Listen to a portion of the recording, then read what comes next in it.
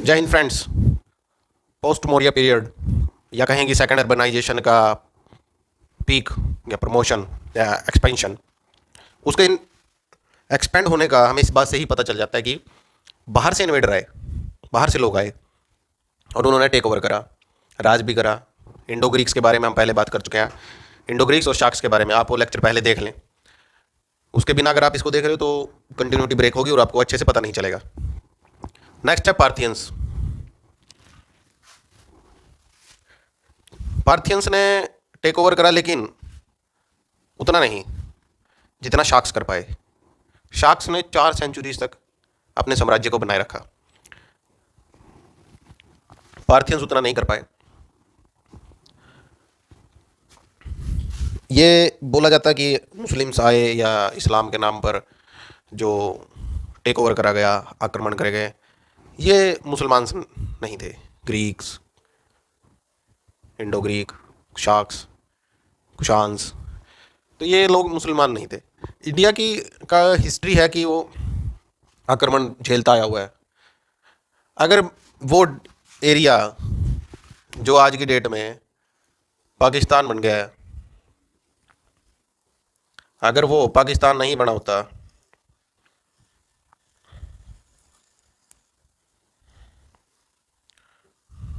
तो आप सोचिए सर कि आज की डेट में पाकिस्तान के पास कश्मीर का कुछ हिस्सा है, चाइना के पास कश्मीर का कुछ हिस्सा है और इंडिया के पास कुछ हिस्सा है।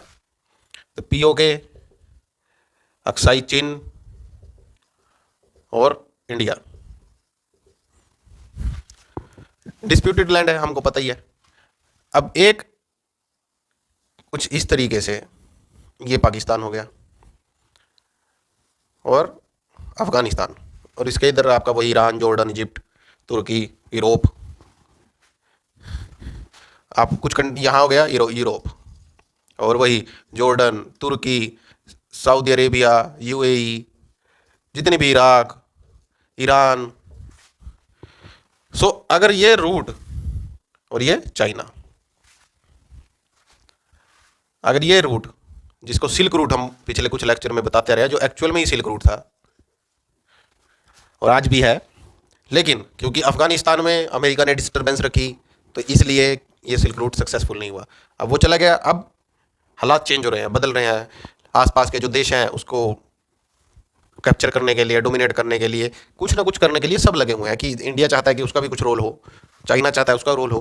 तो चाइना ने एक रूट डेवलप करा है जिसको वो सीपीईसी कॉरिडोर बोल रहे हैं।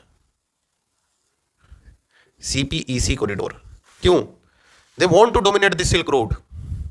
पाकिस्तान से कोई लेना देना नहीं है, पाकिस्तान के पास क्या है उनको देने के लिए? कुछ भी नहीं। उससे ज़्यादा तो इंडिया के पास है। पूरी की पूरी देखो आप, चाइना की कितना इंपोर्ट होता है चाइना से, तो कितनी इकोनॉमी डिपेंड करती है। लेकिन पाकिस्तान के पास उनको देने के लिए कुछ नहीं है, चाइना को अच्छे से पता है। ना कोई इकोनॉमी है, ना कोई उनके पास स्ट्रक्चर है। पॉलिटिकल स्ट्रक्चर भी उनका बहुत वीक है, इकोनॉमी तो और भी वीक है, कोई व्यू नहीं है उनके पास। They actually want to dominate this route, this silk route. अब ये अगर डेवलप हो गया, जो कि हो ही गया ऑलमोस्ट, तो इसको वो कनेक्ट कर लेंगे। लेकिन अब अफगानिस्तान की सिचुएशन क्या है कि वहां पे तालिबान है presently. So China is now try to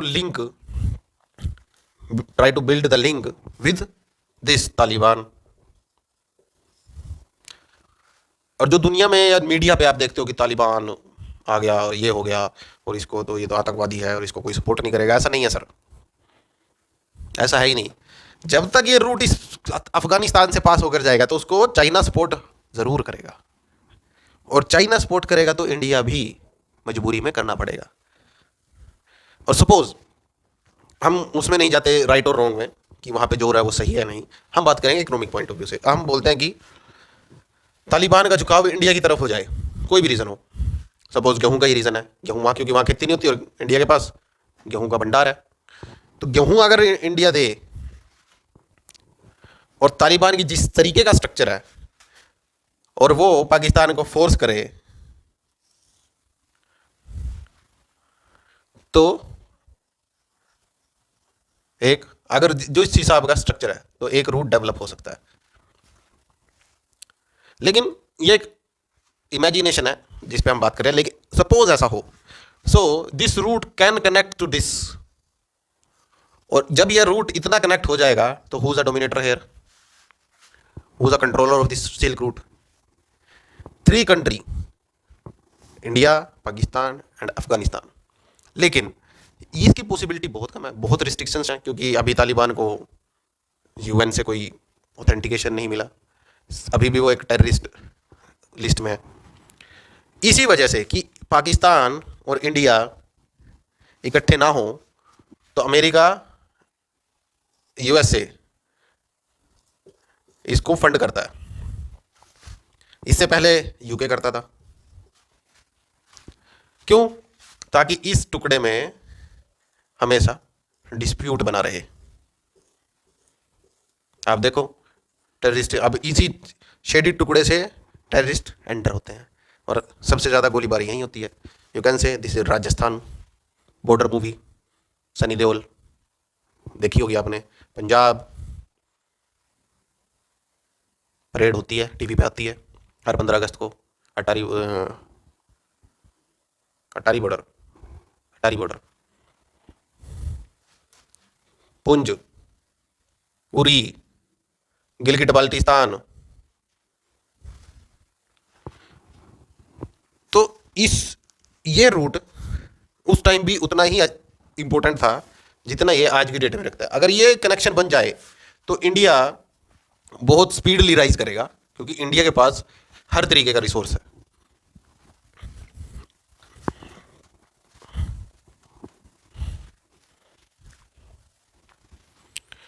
तो पार्थियंस, ईरानी और संस्कृत, कुछ संस्कृत टेक्स्ट में शाक्स और पार्थियंस को बोला गया शाक्स एंड फालवास, इकट्ठे जो रहते थे। राजा का नाम फेमस गोंडोपाना। नाम को भी ना सर आप आज से कनेक्ट करके देखो कि हम उसके बाद किसी, मतलब आप देखो कि मिडेवल टाइम में किस तरीके के नाम रहे, और फिर उसके बाद अब साउथ में थोड़ा कनेक्ट करने की कोशिश करना, जब हम राजाओं के बारे में, वहाँ की हिस्ट्री के बारे में डिस्कशन करेंगे। लोगों के जो नाम है ना सर, वो भी आपका कनेक्शन जनरेट करेंगे। इनके टाइम पे संत सेंट थॉमस पहली बार किस लिए?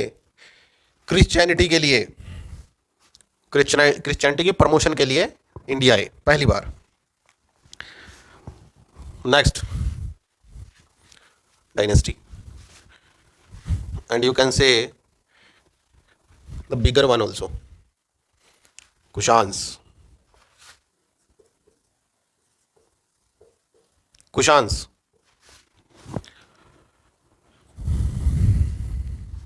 या बोला गया इनको Yuezhi.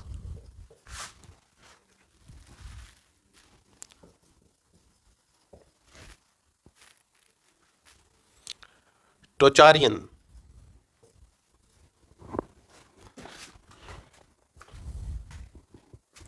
Kushans.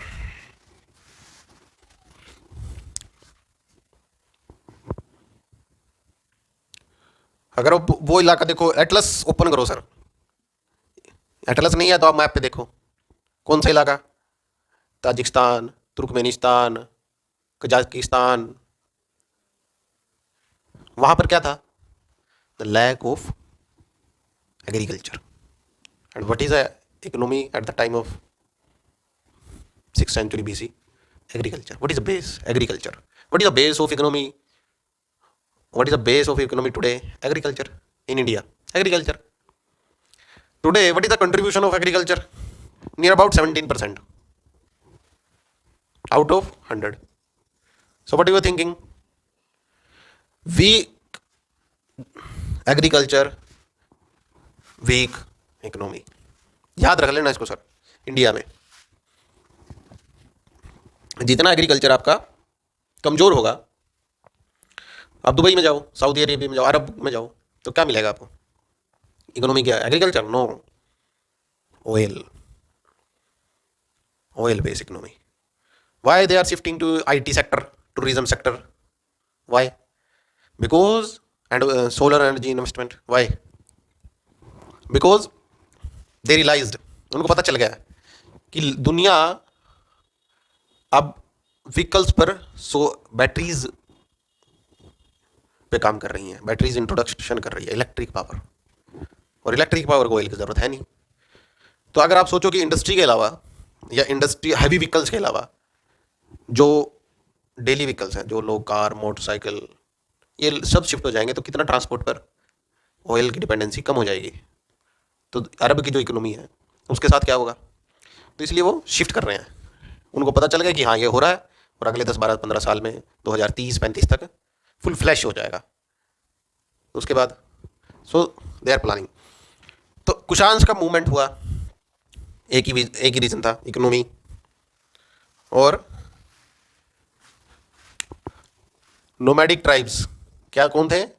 Nomadic tribes, north central Asia. Map देखो सर, अभी बताया मैंने आपको।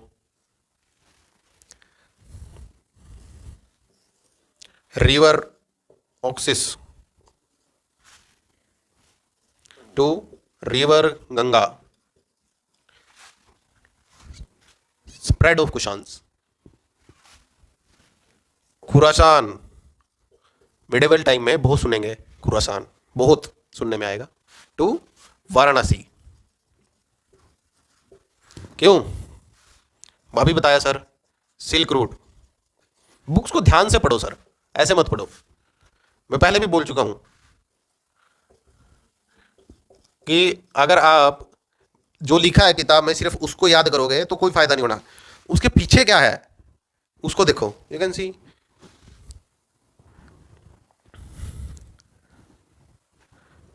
पीछे क्या है उसके। इस देश में किताबों की कोई इज्जत नहीं है, आप लोग भी नहीं करते, एक छोट क्यों, और आगे बच्चे भी नहीं करते। आपके कारण, क्योंकि आपने के पास जो एक आध बुक होगी, सपोज आपके पास लैपटॉप है, आप जॉब करते हो कहीं, या आप भी खुद क्यों नहीं करते, उसका रीजन है पीछे सर। रीजन ये है कि आप जैसे आप जब छोटे थे, स्कूल से आते थे, तो आगे आपने बैग को बेड के ऊपर फेंक देना और खेलने के लिए भाग जाना। आपके अंदर वो आदत डेवलप नहीं हुई कि आपका जो बुक्स का बैग है उसको सही तरीके से रखा जाए, और यही चीज़ कंटिन्यू चली हुई है। और वो इतनी चीज़ कंटिन्यू हो गई कि अभी आपके देखो, जो आगे नेक्स्ट जनरेशन में देखो, वो भी यही चीज़ करते हैं, आराम से नहीं रखेंगे, वो भी फेंक के भाग जाएंगे कुर्सी पर, टेबल पर या बेड पे। अब वो चीज़ इतनी एक्सटेंड हो गई कि इस देश में किताबें सड़कों पे मिलती हैं, एक लकड़ी का फट्टा लगा लेंगे, उस पर बिछा देंगे फुटपाथ पे। बुक्स के पीछे क्या है सर, उनको देखो, बुक्स की इज्जत करना सीखो। और स्कूल में सिखाया जाता है कि जब आपका पैर बुक्स को लग जाए तो उसको आप टच करो रिस्पेक्टफुली, माथे से लगाओ।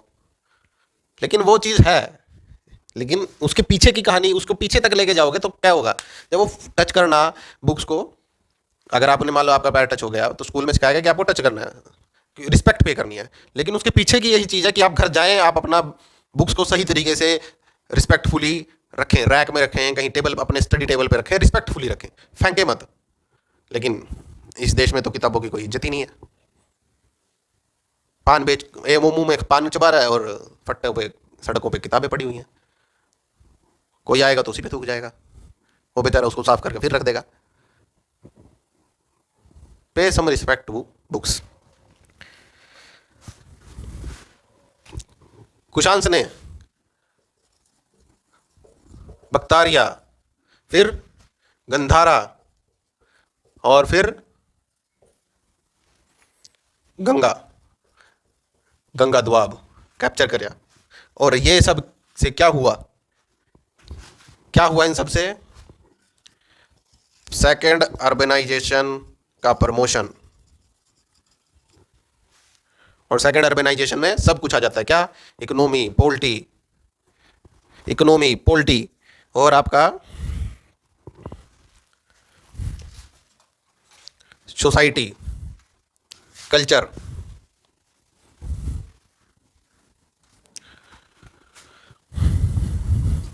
राजा।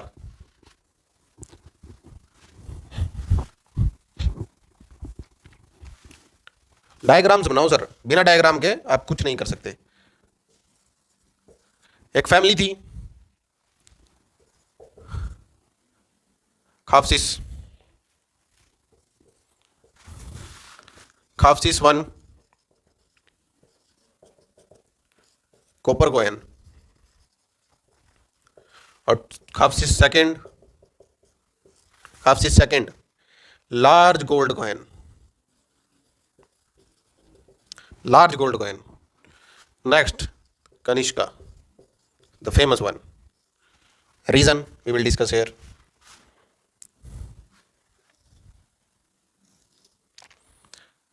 Highly pure gold coin, Kanishka. Gold coin वहां भी थे लेकिन purity, large number of inscription, two capital,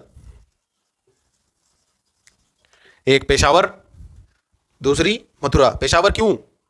to control the silk route. आज कहाँ है पेशावर? पाकिस्तान में। और silk route Mathura northern path. Second Buddhist council lead to Mahayana dividation in Buddhism, dividation in Buddhism. So that's all about the dynasties. So next point is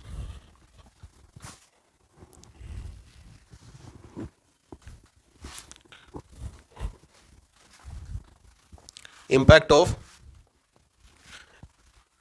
Central Asian, impact of Central Asian. Central Asian, no script, कोई script नहीं थी, no organised religion,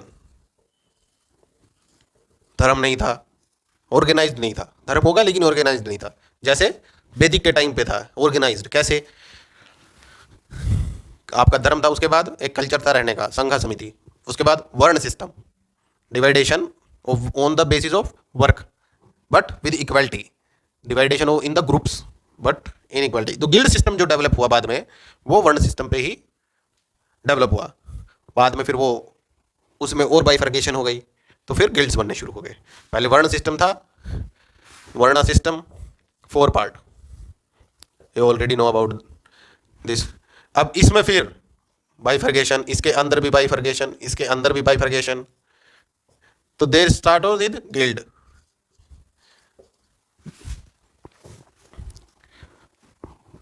no written language,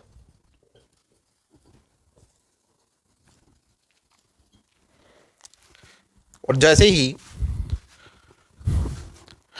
वो यहां पे आए तो उन्होंने देखा कि यहां पर रिटन स्क्रिप्ट्स भी हैं। रिटन स्क्रिप्ट मतलब आपको किस डायरेक्शन में, किस तरीके से उसको लिखना है, लैंग्वेज को किस तरीके से लिखना है। और रिलीजन था, ऑर्गेनाइज था। तो कुशांस ने आगे यहाँ देखा, क्यों कुशांस यहाँ रह गए, क्यों शाक्स यहाँ के बन के रह गए?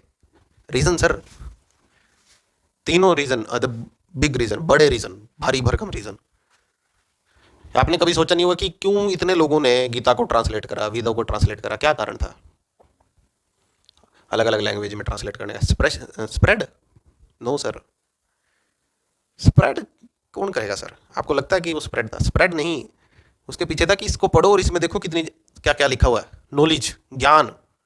Not the spread of religion, spread of knowledge. This is all about India. Bharat यही तो है, spread of knowledge.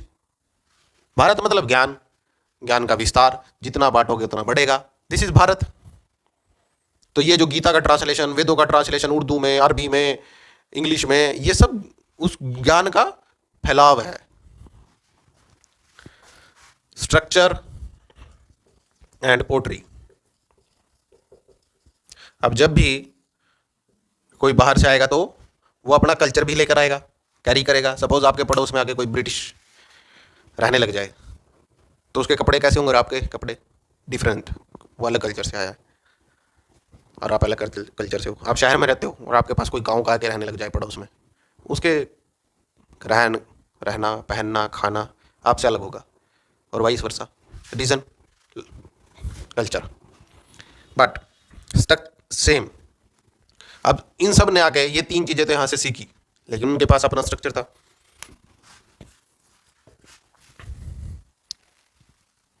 Sharks and Kushans advance in construction. Reason reason था जियोग्राफी। एटलस देखो, उठाओ, ढूंढो सर, कुछ भी अपने से भी ढूंढो। Region geography. So construction, burnt bricks, connect the atlas geography को कनेक्ट करो। Burnt bricks for roof and flooring. Next, brick wall. अब ये चीज़ें आपसे अगर पूछा जाए कि ये 3-4 चीज़ें लिख के क्वेश्चन में कि इनकी ज़रूरत क्या थी, क्यों कुशांसिन्स के बारे में जानते थे, तो आप जियोग्राफी को कनेक्ट करो इससे, वहाँ का टेम्परेचर, क्लाइमेट, वहाँ की कंडीशंस, किस तरीके के सीजन्स हैं, तो अगर उसको आप कनेक्ट करोगे तब आपको पता चलेगा।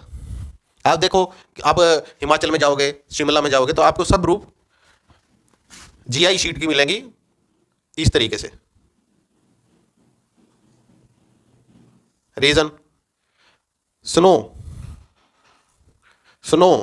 स्नोफॉल होगा तो ट्रैवल करके नीचे गिर जाएगा। अगर रूफ आपकी रेक्टेंगुलर हो तो स्नो ऊपर इकट्ठा होती चली जाएगी और वेट बन जाएगा, जिससे बिल्डिंग कोलैप्स होने का खतरा बन जाएगा, या साइड में पूरा का पूरा ग्लेशियर की तरह रोड के ऊपर गिर सकता है, जिससे लोग मर भी सकते हैं।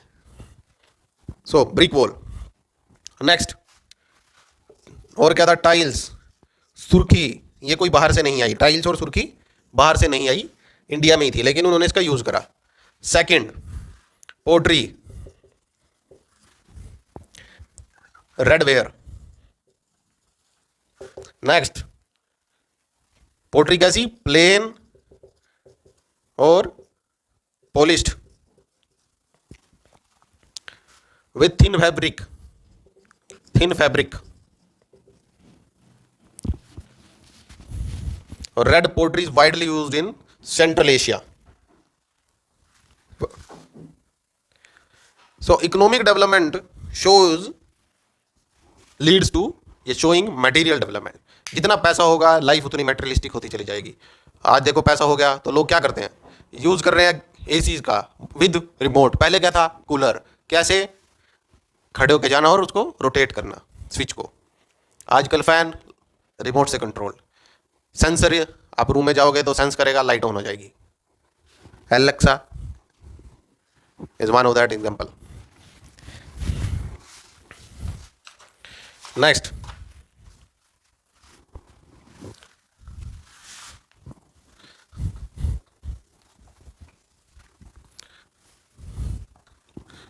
Batter cavalry.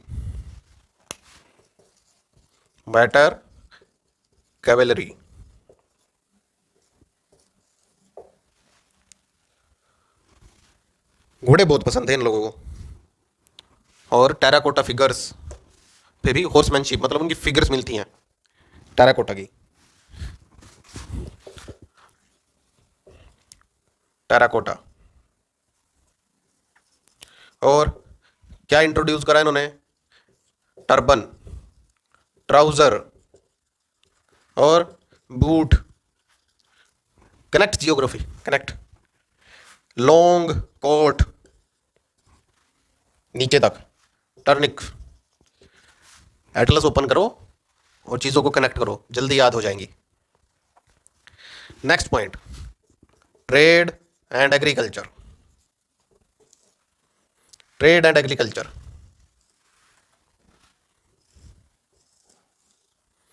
गोल्ड कहां से? अल्टाई माउंटेन से गोल्ड। और ट्रेड किसके साथ? रोमन्स के साथ। और कंट्रोल करा किस पे? सिल्क रूट पे। Silk route is very important in past and today. Irrigation,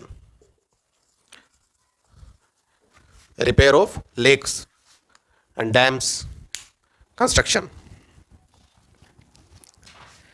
next point,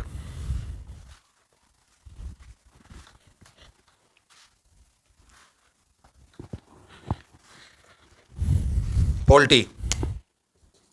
अगर सर आप सीरीज में देखोगे सारे लेक्चर्स, तो हम कुछ भी ड्रॉप नहीं करेंगे हिस्ट्री में।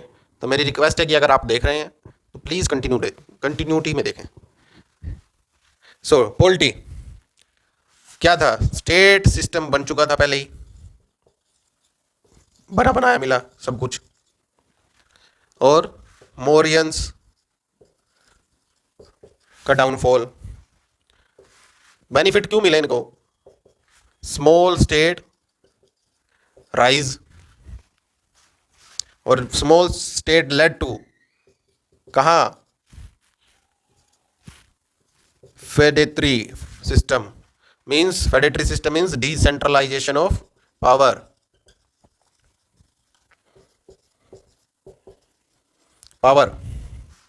और second, military governorship. Small state, तो सब कुछ बना बनाया था। कुशांस को इजी हुआ छोटे राज्यों को हराने में, मौर्यंस को ऑलरेडी वीक पड़ चुके थे, और एक political system, state system already था। तो इन्होंने उपाधि क्या ली सर? Kings of king. छोटे राज्यों के राजाओं का राजा। सेकंड क्या बोला? देवापुत्रा। मनु ने बोला कि अगर आपका राजा बच्चा है, मनु ने, अगर आपका राजा बच्चा है तो आप उसको भी राजा माने और उसके आदेश को स्वीकार करें। Number 3, Kshatrap system. Kshatrap system means number of provinces. राजे रजवाड़े, 564 राजे रजवाड़े थे आज़ादी के टाइम पे, और फिर बाद में पटेल, सरदार पटेल ने उनको इकट्ठा करा, एक मंच पर लेकर आए, provinces system. So that's all for this lecture. Please subscribe the channel and share the channel, और कंटिन्यूटी में देखें आप सारी वीडियोस। Thank you. जय हिंद।